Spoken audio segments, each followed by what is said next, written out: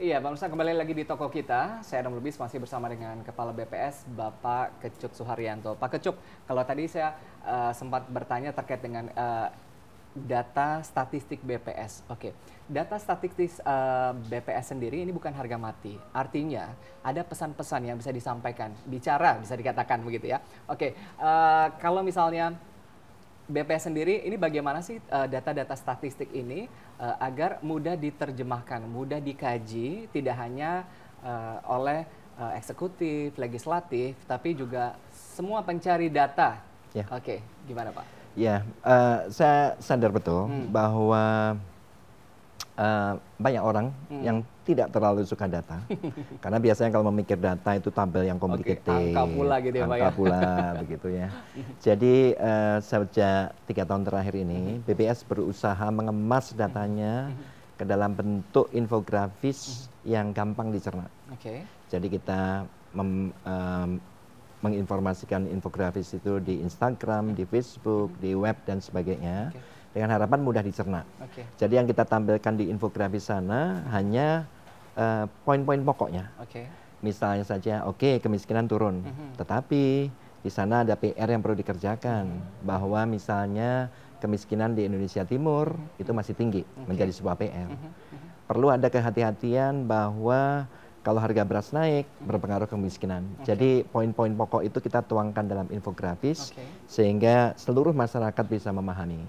Tetapi kalau untuk kebutuhan para peneliti, memang kita juga menyediakan buku yang detail supaya mereka bisa melakukan eksplorasi dan analisis yang lebih dalam lah. Oke, jadi sekarang data statistik yang disediakan oleh BPS bukan lagi menjadi data yang apa adanya begitu ya kalau orang zaman dulu begitu ya, tapi bisa berbicara dan juga memberikan pesan begitu ya.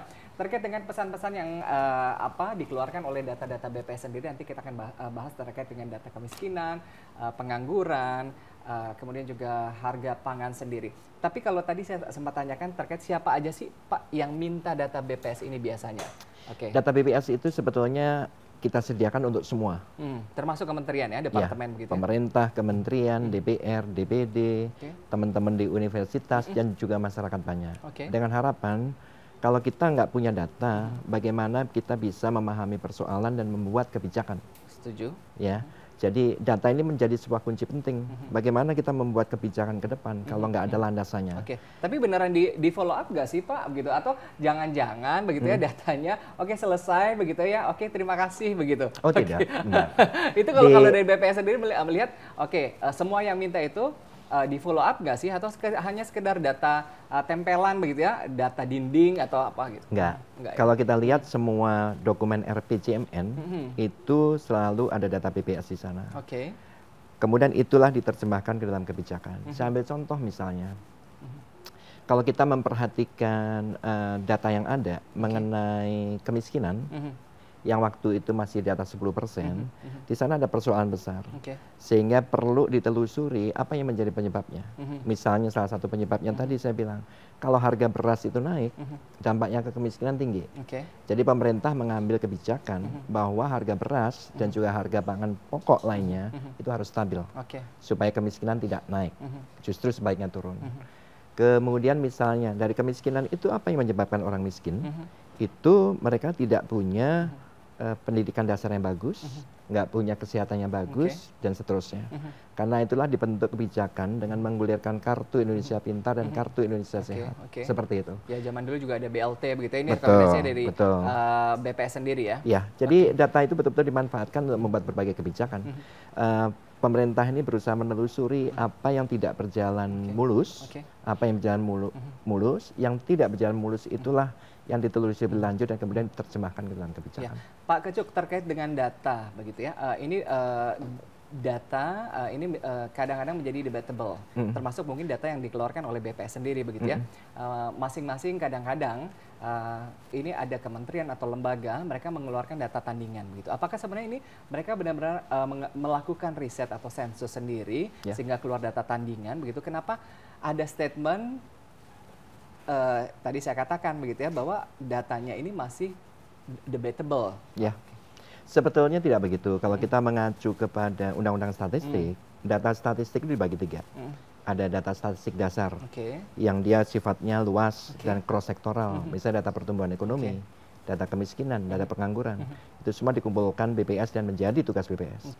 Data itu nggak debatable, selalu dipakai dimanapun. Tapi kan suka ada yang bilang bahwa, oh itu kan datanya BPS gitu, data kita beda, itu gimana Pak? Ya kalau namanya tahun politik selalu ada. Oh gitu ya? Perlu saya jelaskan bahwa seperti saya bilang tadi, metodologi BPS itu selalu mengacu kepada PBB. Kita tidak menciptakan metodologi sendiri. Dan misalnya dari hasil, kita ini diawasi loh, BPS itu diawasi. Ketika kita merilis data, bukannya kita kemudian melenggang begitu saja. Ada forum masyarakat statistik, lembaga independen, di mana 25 orang-orang yang ahli di bidangnya mengawasi BPS. Ada lembaga internasional yang datang ke BPS, ke sini, untuk mengecek apakah BPS betul-betul independen, tidak ada intervensi, dan semua metodologi betul. IMF misalnya sudah membuat statement bahwa data pertumbuhan ekonomi yang diterbitkan BPS ini akurat. Seperti itu. Kalau gitu yang disinyalir data pesanan itu data siapa Pak? Saya pikir nggak pernah ada data pesanan. Nggak pernah ada ya? Nggak pernah. Ada yang bilang begitu ya, entah begitu ya, tadi ada intervensi lah begitu ya, terkait dengan mungkin saya nggak tahu, ini dijelaskan langsung oleh Kepala BPS begitu ya, bahwa data-data BPS ini kadang-kadang digunakan sebagai data pencitraan oleh pemerintah atau penguasa begitu. Itu tanggapannya gimana Pak? Pertama, namanya BPS di seluruh negara itu harus independen.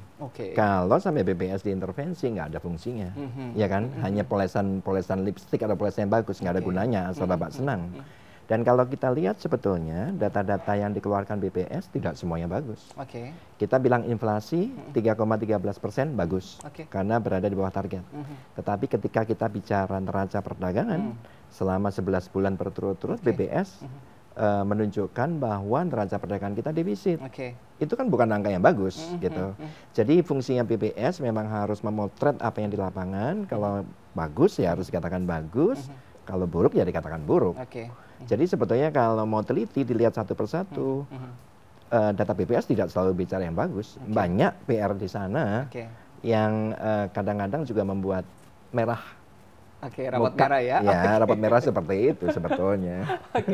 Iya, pemirsa itu mungkin jawaban, salah satu jawabannya dari tudingan-tudingan terkait dengan data-data statistik yang dikeluarkan oleh BPS. Tapi kalau Pak Kecuk, kalau kita lihat tadi bicara mengenai data inflasi. Kita sekarang masuk lebih ke beberapa sektor termasuk inflasi begitu ya. Tadi Anda katakan bahwa inflasi kita masih cukup bagus ya. Target 2018 mungkin tercapai begitu ya. Mungkin masyarakat pengen tahu sih terkait dengan sebenarnya sektor apa atau poin apa begitu ya menjadi penyumbang terbesar dalam inflasi 2018. Ya. Kalau kita lihat inflasi 2018 itu penyumbang utamanya pertama ada kenaikan harga bensin. Karena harga minyak naik, beberapa bulan yang lalu pemerintah menaikkan harga Pertalite dan Pertamax, bukan yang premium, ya. Tetapi perlu disadari bahwa banyak masyarakat sekarang sudah mengkonsumsi Pertalite dan Pertamax, sehingga itu berpengaruh. Yang kedua adalah beberapa komoditas harga makanan, itu masih agak berfluktuasi.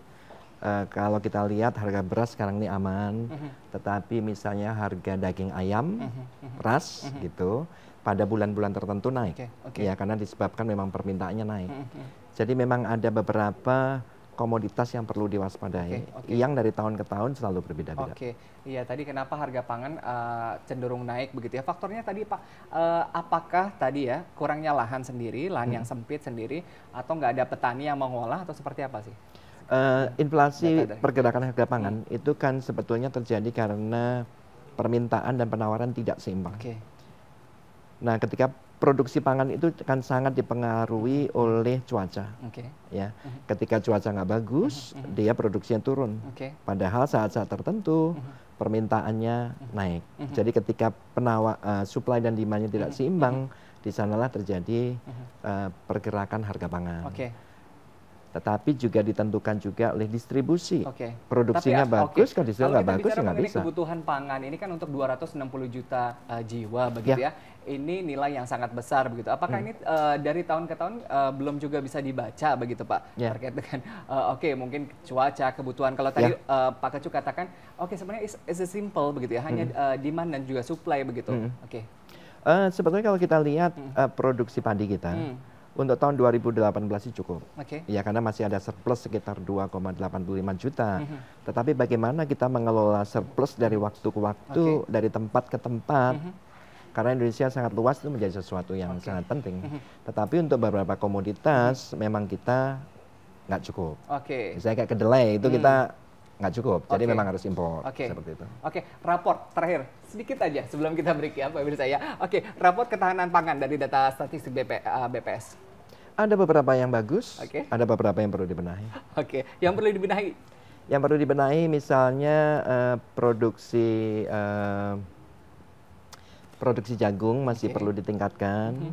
Kemudian produksi kedelai, memang itu susah, mungkin iklimnya nggak terlalu cocok, ya. Karena itu kita butuh banyak kedelai. Kemudian jagung tadi saya bilang untuk pakan ternak. Padi sudah lumayan bagus, tapi ke depan harus perlu ditingkatkan lagi produktivitas. Iya Pak Pemirsa, perbincangan masih akan kelanjutan. Kita lanjutkan di toko kita harus break sejenak, tetap bersama kami.